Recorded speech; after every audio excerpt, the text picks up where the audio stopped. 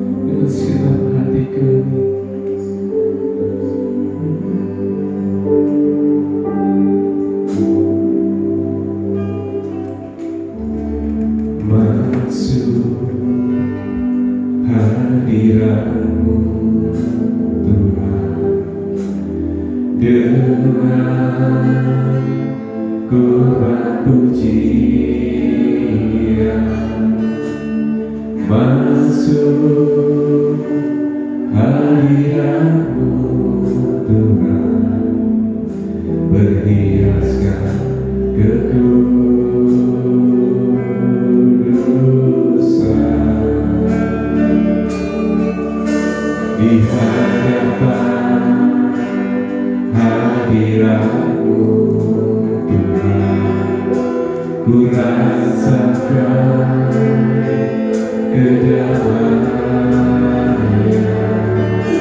di hadapan hadirat-Mu Tuhan, ku nampak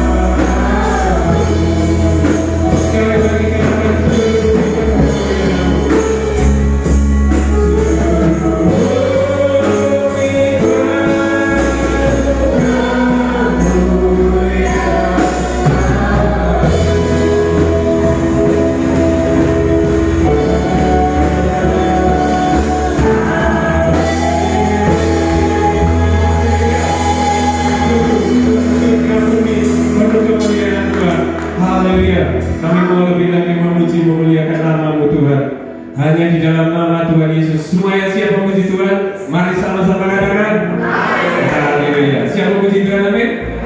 Lambaikan tangannya, berikan tos kiri kanan, katakan Tuhan Yesus baik. Haleluya.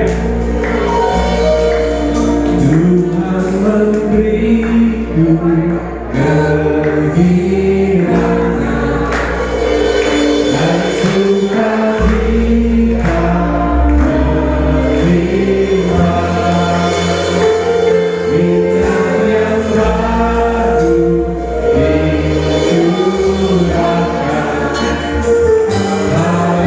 Haleluya.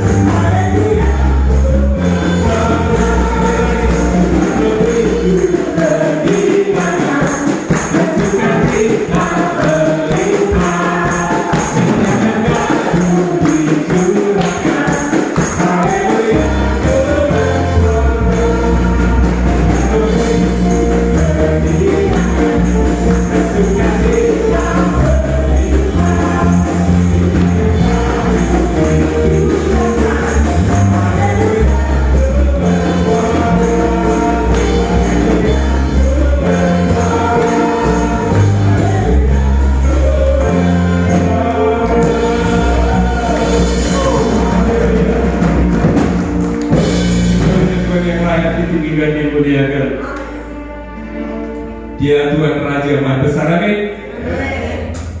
Masih semangat puji Tuhan? Haleluya. Katakan dia Tuhan Raja Maha Besar.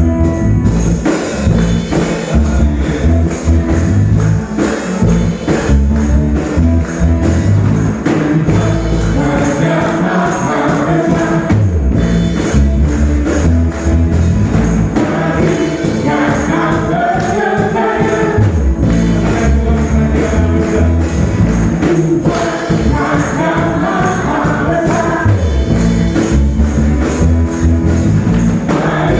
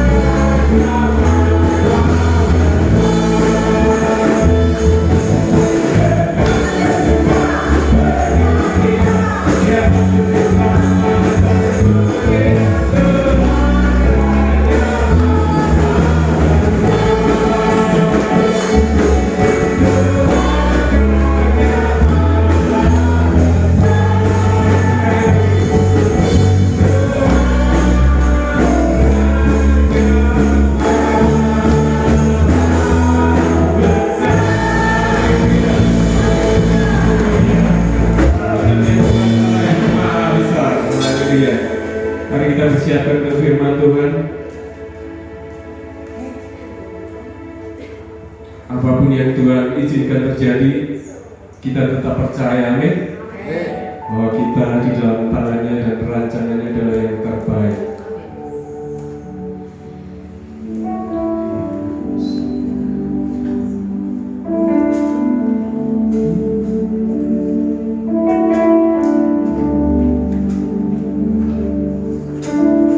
Apapun yang terjadi dalam hidupku ini, tak pernah ku ragukan kasih-Mu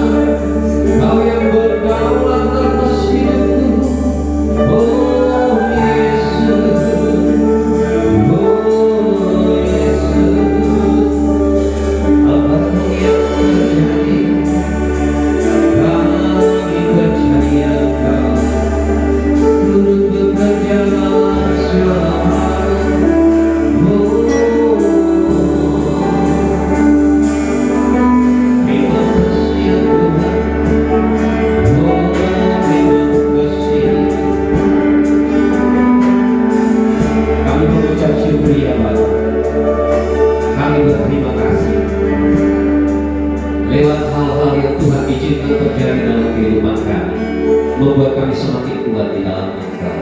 Nah, sungguh kami percaya tangan Tuhan tidak pernah lepaskan kami, bahkan di tengah-tengah badai gelombang kehidupan ini. Kami percaya Tuhan membawa kami menjadi orang-orang yang kuat untuk kemuliaan nama Tuhan. Terima kasih Bapak, terima kasih. Kini saatnya kami akan mendengar kebenaran firman-Mu. Urapi hamba-Mu, mampukan hamba-Mu untuk menyampaikan apa yang menjadi kehendak Tuhan, bukan hikmat manusia, tetapi biarlah Allah Roh Kudus yang mengambil alih dan berbicara bagi setiap kami, baik hamba-Mu yang menyampaikan juga umat-Mu yang mendengarkan. Terima kasih, kami membuka hati dan kami terima firman Tuhan di dalam nama Tuhan Yesus. Haleluya, amin. Silakan duduk. Thank you, tim KW luar biasa.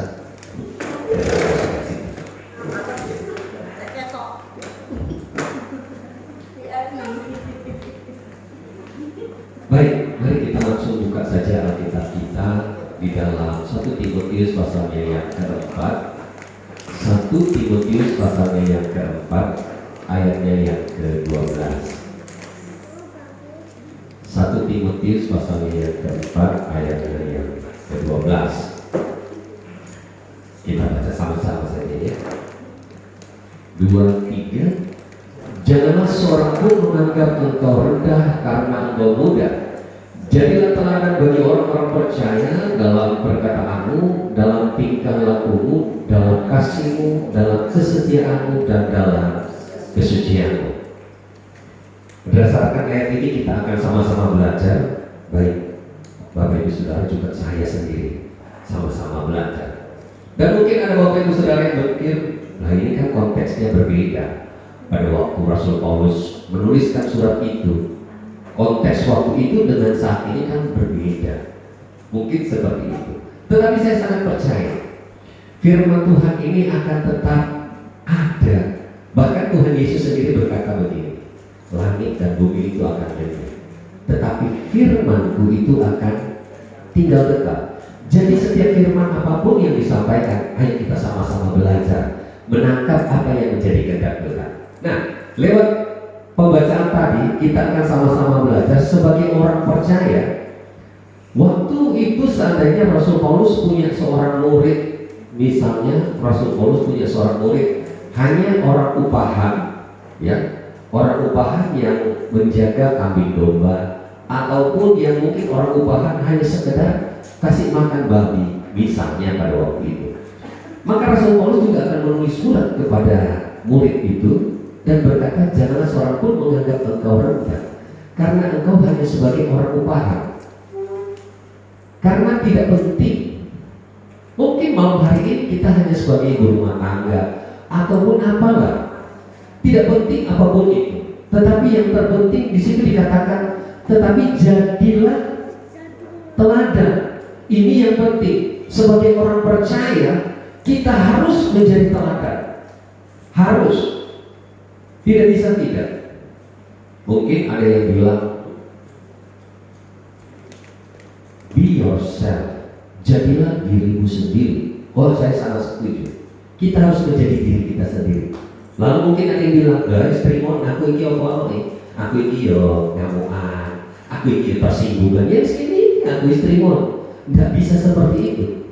Karena sebagai orang percaya, role model kita yaitu Kristus. Karena firman Tuhan bilang, setiap kita itu harus sangkal diri, pikul salib, ikut siapa? Ikut Tuhan, ikut Yesus. Itu role model kita. Nah, sebagai orang percaya, kita harus menjadi teladan sehingga orang di luar sana bisa lihat. Kalau kita nggak bisa jadi teladan, jangan bermimpi kita bisa merubah keadaan, bisa merubah keluarga, bisa merubah lingkungan, apalagi merubah bangsa. Terlalu muluk itu mimpi yang hanya diangan-angan kalau kita tidak bisa menjadi teladan. Nah, ada 5 hal yang sangat mendasar yang akan sama-sama kita pelajari. Yang pertama, Rasul Paulus bilang begini, jadilah teladan bagi orang-orang percaya. Yang pertama, di dalam perkataan. Ternyata perkataan ini sangat mendasar bagi setiap kita orang percaya. Kalau kita tidak bisa menjaga perkataan kita, maka sudah bisa dipastikan kita tidak bisa menjadi teladan. Pasti kita tidak bisa menjadi teladan kalau kita tidak bisa menjaga perkataan kita. Ada yang bilang begini, makanya kenapa Tuhan itu ciptakan dua telinga, kenapa Tuhan ciptakan dua mata, tapi satu mulut. Ada yang bilang begini, makanya kamu itu harus dengar dua kali, lihat dua kali, lalu katakan satu kali. Maksudnya waktu kita dengar sesuatu, perhatikan dengan seksama. Jangan langsung cepat ngomong, jangan langsung terbawa dengan apa yang orang katakan. Justru sekarang ini banyak orang yang katanya nggak punya mata tapi mulutnya ada 7. Maksudnya gitu. Jadi ngomongnya itu terlalu banyak. Nah, sebagai orang percaya kita harus jaga perkataan kita. Amsal berkata begini, hidup dan mati itu dikuasai oleh lidah. Siapa yang suka menggemakkannya akan memakan buahnya. Jadi betapa pentingnya kita menjaga perkataan kita. Sangat penting. Makanya Timotius dikatakan jadi teladan. Pada waktu Rasul Paulus tuliskan surat ini kepada Timotius itu sedang diutus ke kota Efesus. Di Efesus itu Timotius akan berhadapan dengan dua kelompok. Yang pertama, ajaran-ajaran palsu. Kalau ajaran-ajaran palsu, pasti Timotius tahu kebenaran. Ya, ada orang yang tidak percaya Yesus Tuhan, tidak percaya Dia mati di atas kayu salib sebagai juru selamat. Tetapi ada juga yang percaya Yesus Tuhan, Dia mati di atas kayu salib sebagai juru selamat, tetapi lebih menekankan hal-hal aturan-aturan nenek moyang, seperti itu di Efesus. Jadi lebih mengikuti adat istiadat daripada kebenaran. Itu yang pertama. Lalu yang kedua yang akan dihadapi oleh Timotius, yaitu ada orang-orang yang nggak tahu, bahkan nggak pintar, tapi sok pintar. Nah itu waktu itu di sini nggak ada. Saya tahu di sini nggak ada. Mudah-mudahan dari Efesus nggak pindah ke sini. Oh enggak. Ya, itu yang lebih sulit. Lebih sulit ketika Timotius berkata tentang firman. Ada orang-orang yang sok pintar banget. Aku ngerti, guru lahirat wis melayani. Nah itu yang susah. Ketika kita merasa segala sesuatu kita tahu, segala sesuatu kita mengerti, itu yang susah untuk kita terima masukan, untuk kita terima firman Tuhan. Tapi saya percaya PT Philadelphia ini adalah orang-orang yang mau membuka hati dan mau menerima firman Tuhan. Baik? Iya. Saya sangat percaya. Ketika kita belajar, saya pun bilang sama diri saya, seringkali kita ini, apalagi orang-orang yang masih muda, saya masih muda, seringkali kita itu terbawa dengan keadaan, terbawa dengan suasana, sehingga seringkali kita itu gampang mengeluh. Panas sedikit, rasanya tuh, cek suhu ya Tuhan, cek suhu. Nah seringkali kita seperti itu. Tapi saya itu belajar. Beberapa waktu yang lalu saya itu sempat mengalami sakit kepala itu, rasanya itu sangat menusuk gitu ya. Sakit kepala kok kayak gini ya, saya pikir kok sakit kepala kayak gini. Tapi saya hanya diam aja. Saya cuma bilang gitu, Tuhan kepala saya sakit, kepalaku kok sakit kayak gini. Tapi istriku itu dia sakit di kok gini ya. Sampai saya itu bilang begini. Saya tuh lihat kamu itu kok ada aja ya bilang sakit ini, cobalah mengucap syukur. Memang kita sama-sama belajar. Ya itulah gunanya fungsinya suami istri itu saling mengingatkan, saling menguatkan. Saya bilang ya waktu saya lemah, waktu aku lemah, kamu yang kuatkan. Waktu kamu agak gimana, ya gantian kita saling menguatkan. Tapi yang saya bilang katakan sama istri saya, yang pertama kita harus jaga perkataan kita. Jangan sampai kita mengeluh. Jangan sampai kita itu bersungut-sungut. Bangsa Israel itu berputar-putar di padang gurun 40 tahun. Itu karena mereka bersungut-sungut, tidak menjaga perkataan. Firman Tuhan bilang begini, kalau ya kamu katakan ya, kalau tidak kamu katakan tidak. lebihnya dari apa yang kita ucapkan. Kalau enggak, kita enggak bilang enggak, itu pasti datangnya dari iblis. Ada satu cerita lama, mungkin Bapak Ibu Saudara sudah dengar ya. Ada satu bapak-bapak, dia dipilih jadi kepala daerah.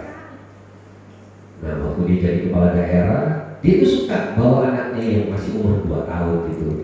Karena dia lihat mungkin istrinya di rumah banyak anaknya gitu ya. Jadi yang paling kecil diajak gitu ya. Nah, anaknya mau main, Toto bilang, "Pak, aku mau kencing," gitu. Lama-lama bapaknya itu agak gimana gitu ya. Jadi waktu dia sudah kasih kencingan, dia bilang begini, "Nak, lain kali kalau mau bilang mau kencing, jangan bilang Pak aku mau kencing. Kamu bilang aja, Pak aku mau menyanyi." Gitu. Jadi ya gitu ya. Ya sudah, akhirnya anaknya setiap kali mau kencing, dia langsung datang ke bapaknya, dia mau bilang kencing, oh iya Pak, aku mau menyanyi Pak. Banyak. Jadi bapaknya nggak sungkan gitu, ya ayo nyanyi, ya dibawa keluar, akhirnya anaknya kencing. Akhirnya sukses dengan dia diajarkan seperti sukses. Satu kali dia dipanggil untuk menghadap ke pusat, lalu dia bawa anaknya, dia taruh di opanya, sudah anaknya ada di situ. Jadi dia ada tugas. Lalu waktu tengah malam, anaknya bangun karena dia mau rasa kencing, dia datang ke opanya, dia bilang, "Opa, aku mau menyanyi." Opanya itu, ini sudah tengah malam. Aduh, ini sudah malam, kamu tidur ya, tidur. Tapi dia bilang, "Tak bisa Pak, aku ini mau menyanyi." Dia bilang, "Jangan, ini sudah malam. Sudah tidur ya, nanti ganggu orang lain yang tidur." Aduh, karena dia rasa benar-benar kencing, dia bilang, "Aduh Opa, nggak bisa, aku harus menyanyi Opa." Jadi opanya karena dia ya sudah, kalau gitu kamu nyanyi pelan-pelan di telinganya Opa ya, dia kencingin opanya. Makanya kalau iya firman Tuhan bilang iya, kalau kencing ya bilang kencing gitu ya, jangan diajarin yang keliru. Gitu. Ini cuma ibadah supaya Bapak Ibu Saudara itu jangan tegang-tegang gitu ya. Karena Bapak Ibu tegang-tegang, saya sudah mau turun. Nanti saya rasa kencing juga. Yang pertama, jadilah teladan di dalam apa? Perkataan kita. Hati-hati dengan perkataan kita. Kita gunakan perkataan kita itu dengan memuji Tuhan, berkata yang positif, saling mendukung, saling menguatkan. Ya, kalau ada rekan kita atau saudara seiman kita yang jatuh, jangan kita menghakimi, karena firman Tuhan jelas bilang, jangan kamu menghakimi, karena siapa kita sehingga kita menghakimi sesama kita. Jadi yang pertama, kita harus menjadi teladan di dalam perkataan. Itu hal yang paling mendasar. Perkataan itu hal yang paling mendasar. Sebab dengan kata-kata itu mencerminkan bagaimana hati kita. Amin. Jadi yang pertama, kata-kata. Kita harus menjaga kata-kata kita. Lalu yang kedua, ketika kita mau hidup kita menjadi teladan, yang kedua yang harus kita perhatikan adalah tingkah laku kita. Apa yang kita katakan, itu yang harus kita lakukan. Ketika kita memperkatakan firman Tuhan, maka kita pun harus melakukan firman Tuhan. Amin. Jangan sampai ada orang yang berpikir, kita kadang-kadang dengar ya, orang itu ngomongnya asal-asal aja, tapi nanti bilang, aku itu di mulut tok lah, tapi hatiku itu baik. Itu nggak sesuai firman Tuhan semestinya, ya kan? Karena firman Tuhan bilang apa yang keluar dari mulut kita itu berasal dari hati.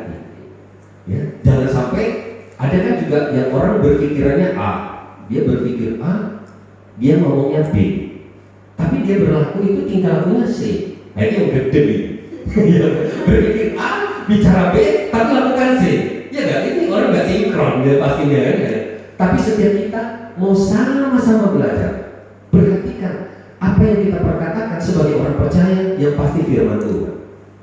Selalu memperkatakan firman Tuhan. Ketika terbentur masalah, kita jangan mengeluh, tetapi apa? Ucapkan syukur. Jangan ketika kita mengucapkan syukur tapi mukanya itu enggak enak gitu ya, enggak sesuai.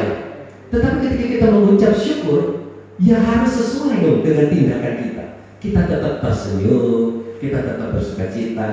Ya, kayak saya lihat CF ini sakit gigi, tetapi bisa tetap tersenyum. Itu pelaku firman Tuhan. Saya beberapa hari yang lalu juga bilang sama istri saya, "Man, nanti mau cabut gigi ini. Kayaknya gigi saya yang belakang ini juga lubangnya di samping gitu ya. Jadi pas digusi, pas bolong. Jadi makanan masuk ke situ." Tetapi saya cuma bilang, "Tuhan, terima kasih. Mungkin sakit kepalaku ini dari gigi ini mungkin ya. Tapi apapun itu saya tetap mengucap syukur." 3 atau 4 hari kalau nggak salah, saya itu dikuasai sakit kepala yang benar-benar sakit kepala gitu. Sampai rasanya, aduh, kok gini? Tapi saya tetap mengucap syukur. Saya selalu belajar untuk selalu ingat ini. Jaga perkataanmu, Regi. Jaga perkataanmu. Lalu ketika kamu menjaga perkataanmu, jaga sikapmu. Jadi jangan ketemu, walaupun nanti cekot-cekot, mungkin istri bilang, "Pak, tolong ini, Mas." Aduh, saya nggak seperti itu. Saya juga belajar. Saya juga tahu dia kadang capek. Jadi kadang-kadang dia bilang, "Aduh Pak, aku capek ini." Saya pura-pura langsung tidur. Karena nanti pas kasih lo minyak ya Pak, kasih lo minyak aja pura-pura tidur aja.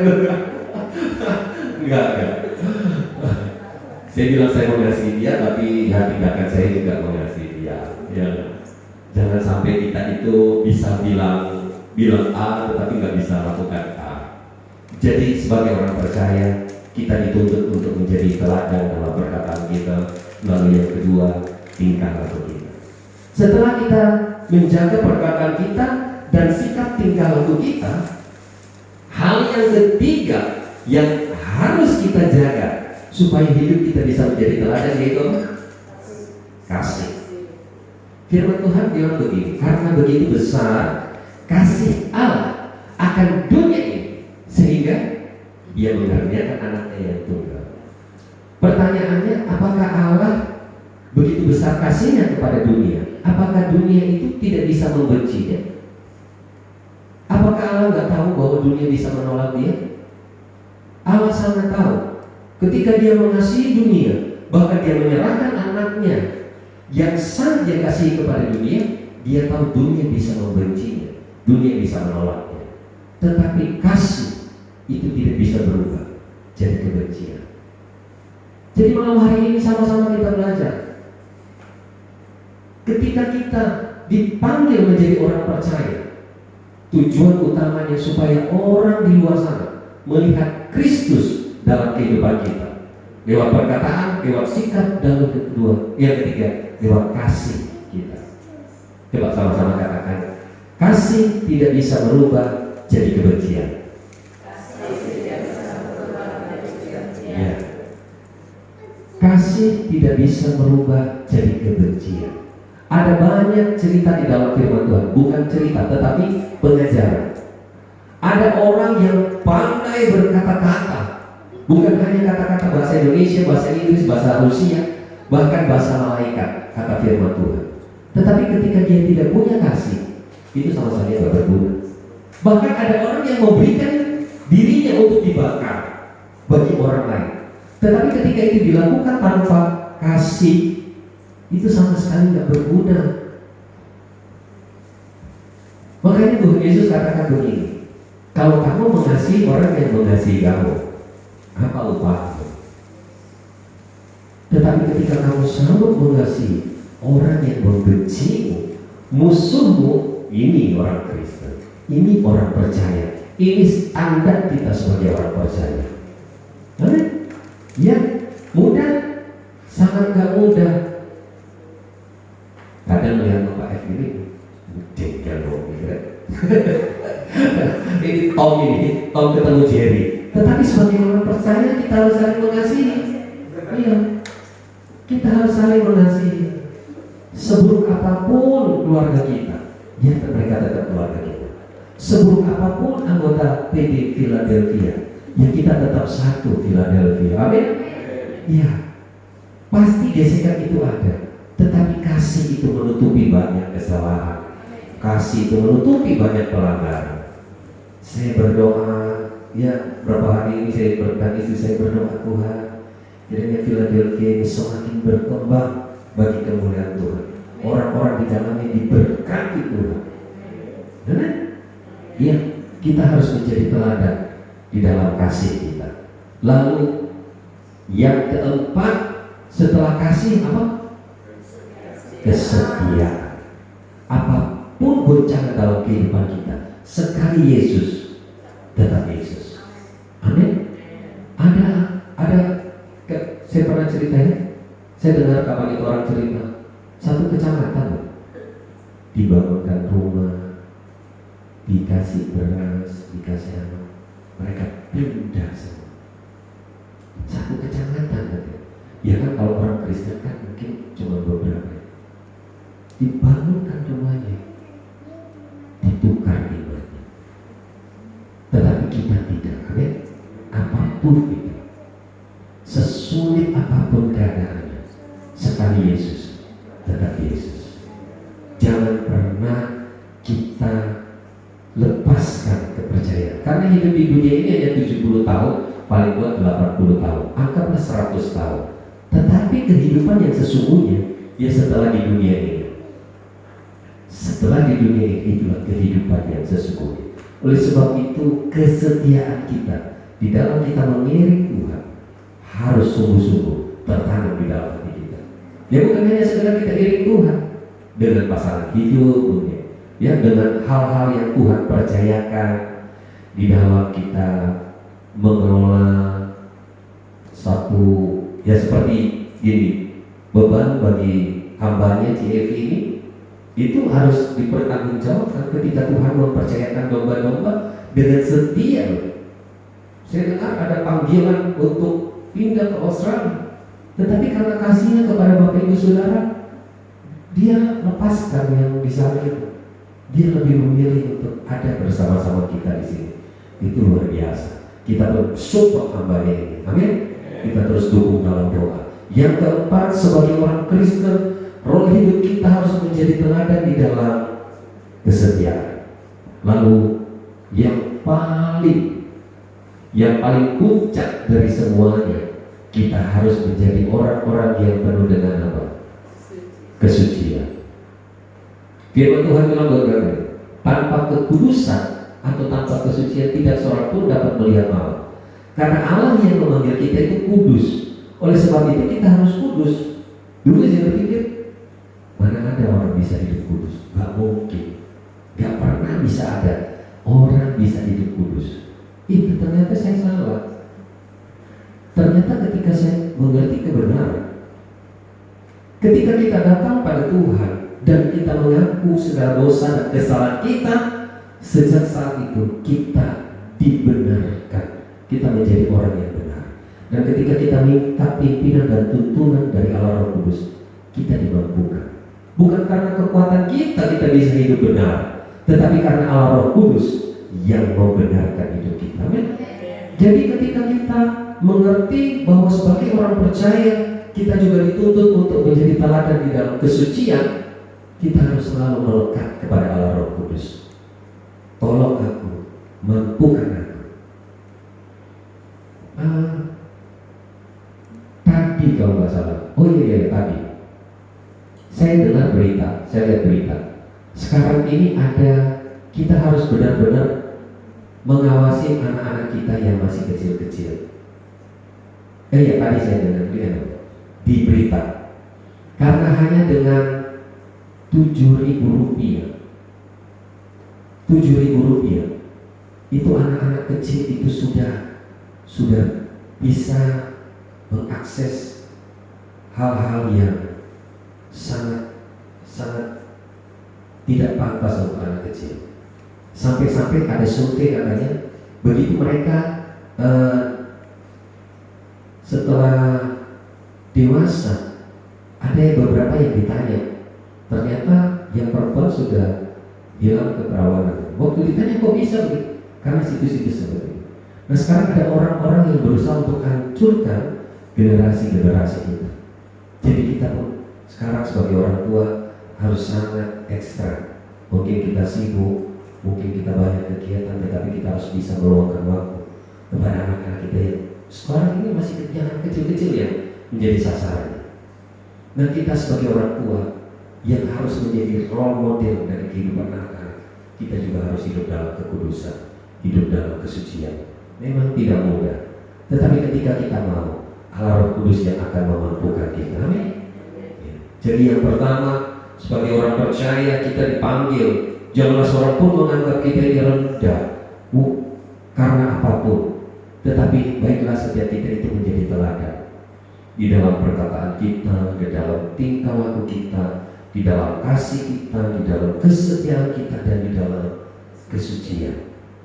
Kita dipanggil untuk supaya orang di luar sana melihat, ada Kristus. Orang Kristen itu seperti itu. Dulu itu sangat identik orang Kristen itu dengan kasih. Suka berbagi, suka memberi tumpangan, itu selalu identik dengan orang Kristen.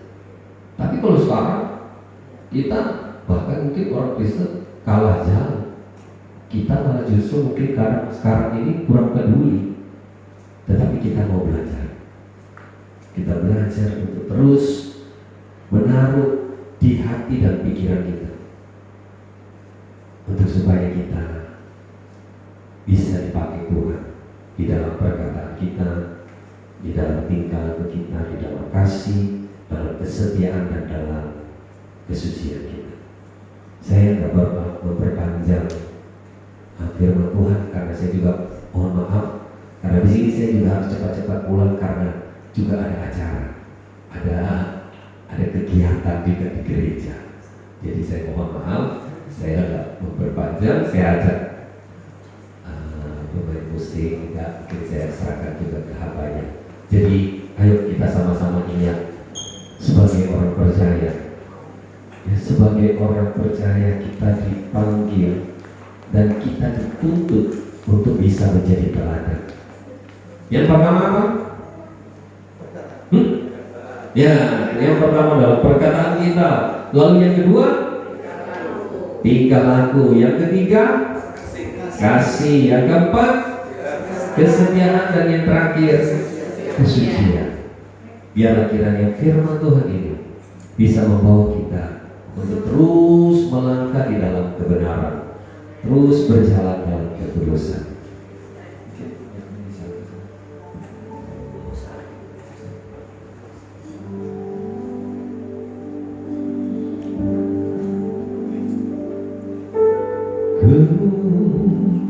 Mau seperti-Mu Yesus, di sempurna